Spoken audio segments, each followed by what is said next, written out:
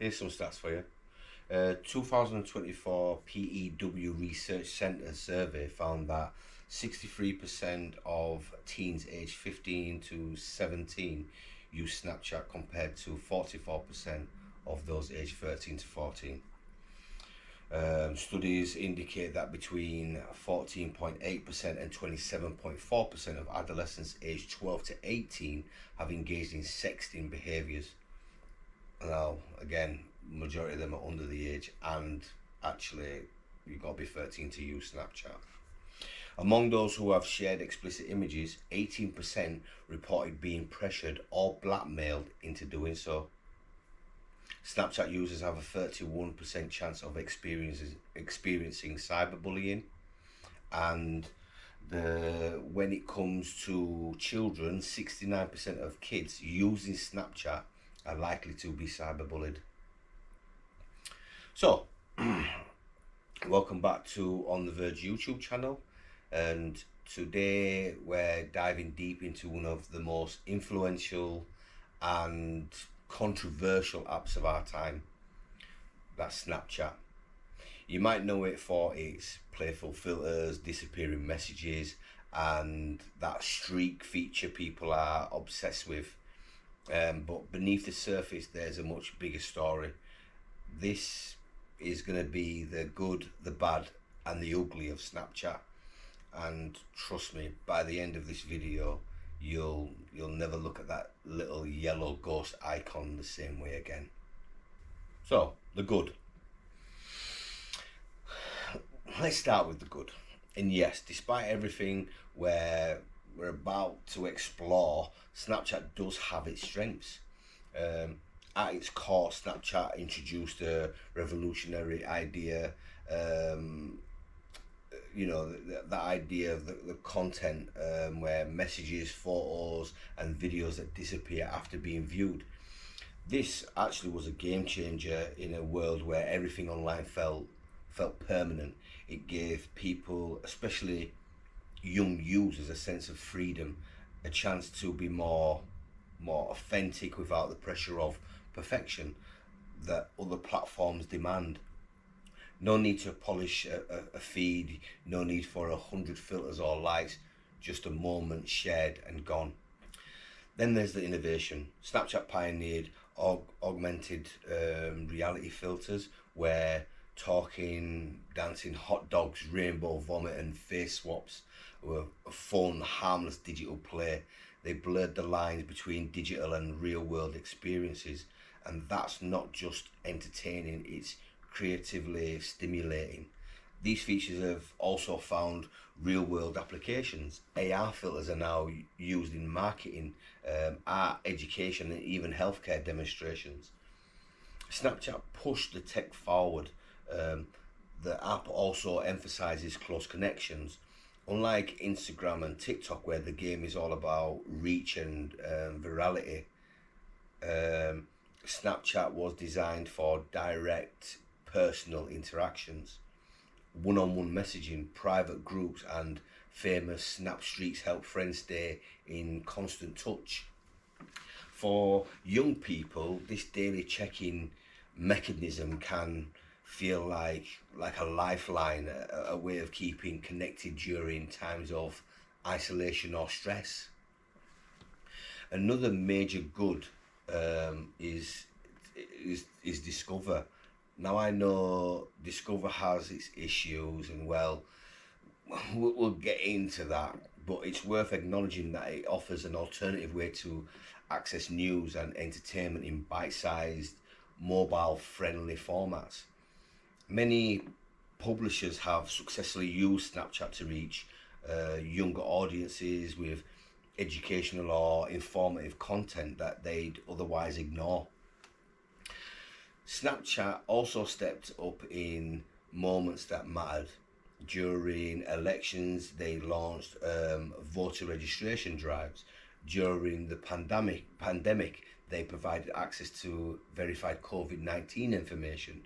And unlike some platforms, they've actually been quicker to shut down misinformation when it threatens public safety.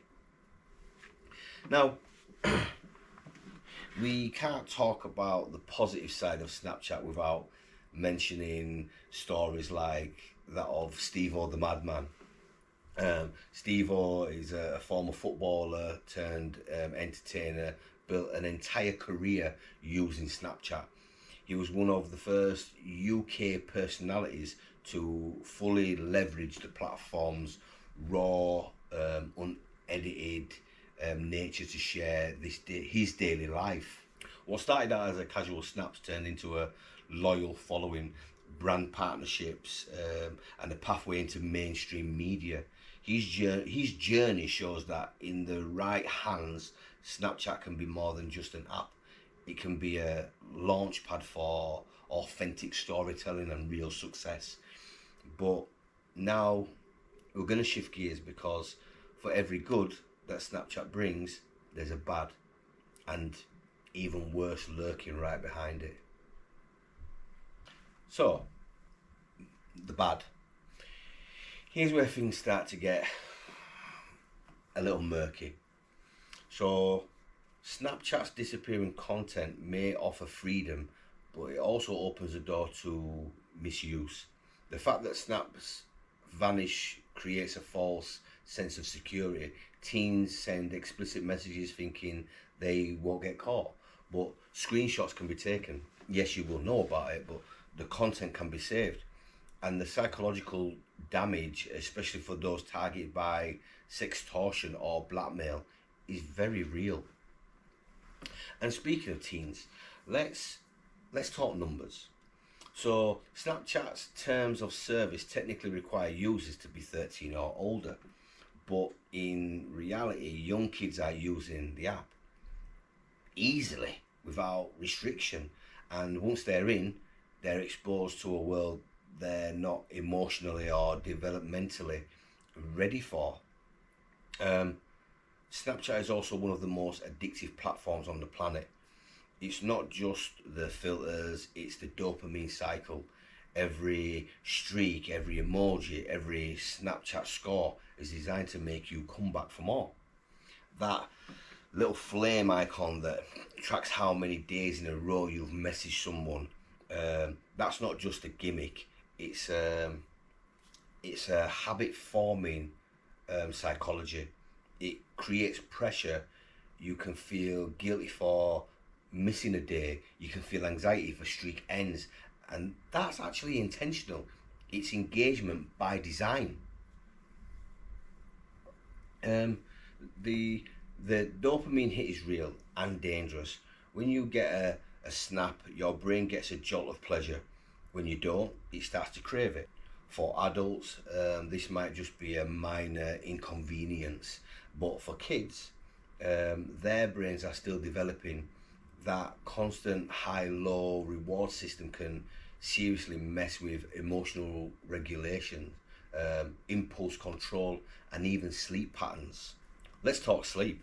Snapchat is one of the biggest culprits of sleep procrastination. Teens stay up late, snapping friends, afraid of breaking a streak or missing out on a late night story. Over over time, this kind of behaviour compounds, leading to sleep deprivation, decreased academic performance, and increased mental health issues like anxiety and depression. And Discover, remember how I said it had educational potential? Well, that's only part of the story. A large chunk of Discover is filled with clickbait trash, sexualized headlines, gossip, drama, half-baked conspiracy theories. And again, this is being pushed to kids, often without parental knowledge. Some some of the content is inappropriate, some of it is offensive, some of it is downright damaging. Snapchat has tried to implement controls, parental tools, privacy settings, but they're easily bypassed, and the platform has a troubling history of being reactive and not proactive when it comes to protecting young users. Then there's the issue of Snap Maps, a feature that shows your location in real time to your friends, unless you turn on ghost mode. Sounds cool, but it's also terrifying. Many young users don't understand the risks. They're broadcasting their exact location 24/7. To anyone who might be watching, predators, bullies, abusive exes, snap maps might be intended for fun, but it's also become a tool for stalking, manipulation, and control. Here's where Snapchat turns truly ugly. Let's start with exploitation.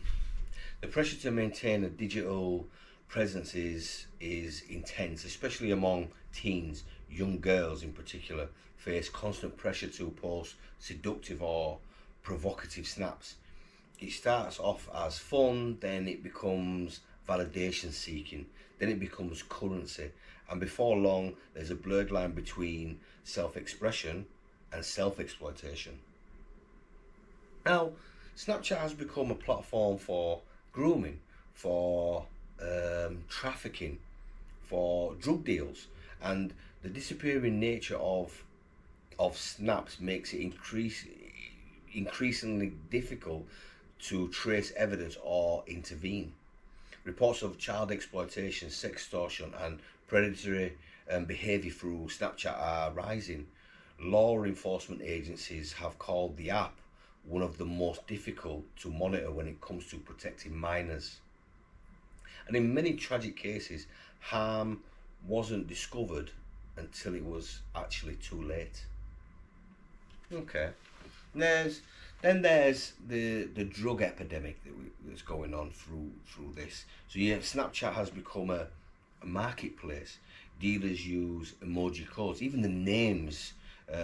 Then snaps vanish. Payments are made through third-party apps. Let's not forget the growing trend in the UK where where there have been multiple cases of teens buying dangerous weapons, including zombie knives, through Snapchat. Lives are being lost, and the app, despite efforts, has not moved fast enough to shut it down. So it can be mentally, the damage runs deep. Young users, especially girls, report higher levels of anxiety, depression, uh, body dysmorphia, and low self-esteem. Filters that smooth skin, change jawlines, enlarge eyes, shrink noses, they're creating a new standard of beauty, a filtered standard that's physically impossible to meet. And now we're seeing a rise in what psychologists are calling Snapchat dysmorphia, where and this is where young people want to undergo cosmetic surgery to look more like their filtered selfies. That app fuels FOMO, so that's fear of missing out. It reinforces a false reality. Everyone looks perfect. Everyone's at a party, everyone's happy, and if you're not, you'll feel like something's wrong with you. Even though deep down you know it's all curated, right? Even though you know those moments were selected, posed, and filtered for effect, it still chips away at your self worth. Now, cyberbullying thrives on Snapchat because snaps disappear. Bullies can say awful things without leaving any evidence whatsoever. Group chats can be used to isolate and harass. Anonymous accounts pop up and vanish before they can be reported. And again, young users often don't know how to respond or where to turn to for help. And let's talk about the legal grey area, because of the vanishing content. Snapchat's role in criminal investigation is complex. So victims of harassment or assault might not have the evidence they need, and predators can operate with near impunity. And unless law enforcement acts fast and gets cooperation from Snapchat's legal team, justice is often out of reach. Um, there's also the issue of normalization. Snapchat is normalizing impulsive, performative, and risky behavior. Want attention? Post something wild. Want to be liked? Push the boundary. There's a constant need to top the last snap, to be funny or hot or more outrageous. And in that cycle, poor decisions get made. Intimate photos get sent. Cries for help get masked as jokes. And once again, kids get hurt. So as always, we do the final thoughts. So where does this leave us? So Snapchat, like any tool, is not inherently good or evil, but it's powerful, more powerful than most people realize. And that power, when placed in the hands of vulnerable young users, needs to be monitored, regulated, and understood. Parents need to be involved, not just by banning apps, but by understanding how they work, talking openly, setting boundaries, checking in. Schools need to include digital literacy in their curriculum, not just coding, but psychological literacy. Kids need to understand how these apps are are manipulating their emotions, how to protect themselves, and how to spot the red flags. And yes, Snapchat itself needs to do more